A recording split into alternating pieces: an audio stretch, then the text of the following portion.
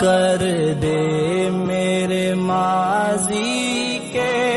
ہر سانس کا کفارہ۔ الحمدللہ وکفا وسلام علی عبادہ الذین اصطفیٰ، اما بعد،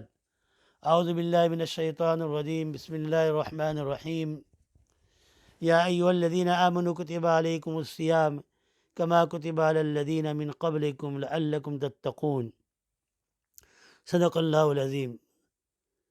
بزرگان محترم اور میری دینی ماں اور بہنیں اور پیارے بچوں، اللہ کے رسول صلی اللہ تعالیٰ علیہ وسلم نے ہمیں یہ تعلیم دی ہے کہ تم روزہ رکھتے ہو، اس روزے کو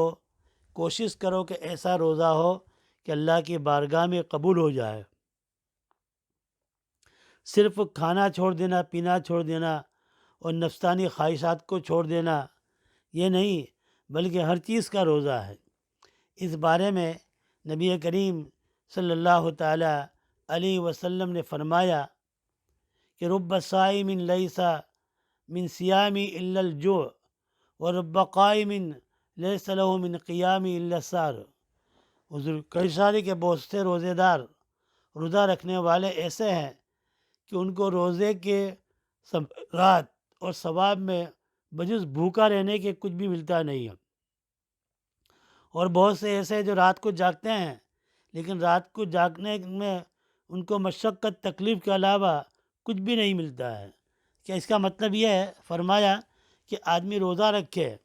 اور روزہ رکھ کر گناہ نہ چھوڑے، اپنے ٹائم کو پاس کرنے کے لیے غیبتوں میں لگا رہے، چغل خوری میں لگا رہے، اس کی میں لگا رہے، تو یہ روزے کی برکات اور روزے کی روح جو ہے فوت ہو جاتی ہے۔ اس کو اللہ کے رسول نے فرمایا کہ بہت سے روزے دار روزہ رکھتے ہیں لیکن ان کو بھوک کے سوا کچھ بھی نہیں ملتا ہے، اور بہت سے لوگ رات کو جاگتے ہیں لیکن ان کو جاگنے کے لیے تکلیف کے علاوہ کچھ بھی ملتا نہیں ہے، اس لیے وہ جاگتے ہیں رات میں لیکن رات کے اندر گناہ میں گزار دیتے ہیں۔ آج کل تو ہر آدمی کے ہاتھ میں فون ہوتا ہے، اسمارٹ فون ہوتا ہے، انٹرنیٹ ہوتا ہے، تو آدمی رات کو جاگے سوئے نہیں اور ٹی وی کے پیچھے پڑا رہے، انٹرنیٹ پہ پیچھے پڑا رہے ہیں اور اپنے وقتوں کو ضائع کرے، تو یہ آدمی کا جاگنا، صرف جاگنا، یہ جاگنا کسی کام کا نہیں ہے۔ یہ جاگنے کو، یہ سونے کو سونا بنا جب سکتا ہے جب اس رات کو اللہ کے حضور کھڑے ہو جائے، عبادت میں، ذکر میں اور دعاؤں میں، استغفار میں اگر لگا دیا تو یہ رات ہماری بہت قیمتی بن جائے گی۔ ہمارے پاس رمضان آتا ہے، دیکھو آج 10واں روزہ ہے، رحمت کا عشرہ تو قریب الختم ہے، ہم نے تو بڑی غفلت کے ساتھ دن گزارے، تو ماشاء اللہ اتنا مبارک رحمت کا مہینہ ہے۔ عمر رضی اللہ تعالیٰ فرماتے ہیں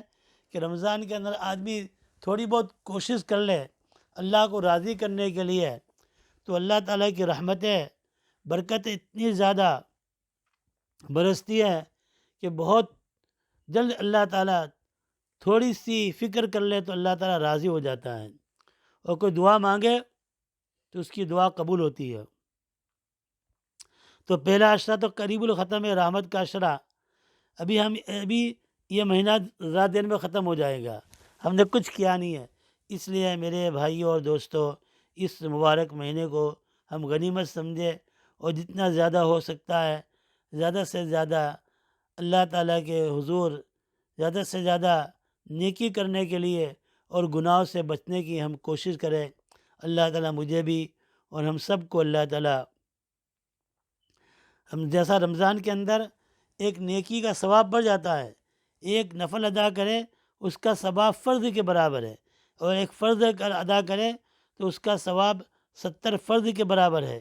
اس طرح یہ بھی یاد رکھو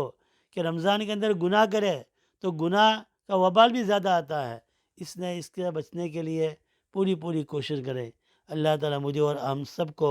سب بھائیوں کو اللہ تعالیٰ اس کو سمجھنے کی توفیق عطا فرمائے اور اپنے ارادے سے گناہوں کو اختیار سے گناہوں کو چھوڑنے کی ہمیں توفیق عطا فرمائے۔ آمین یا رب العالمین برحمتک یا ارحم الراحمین۔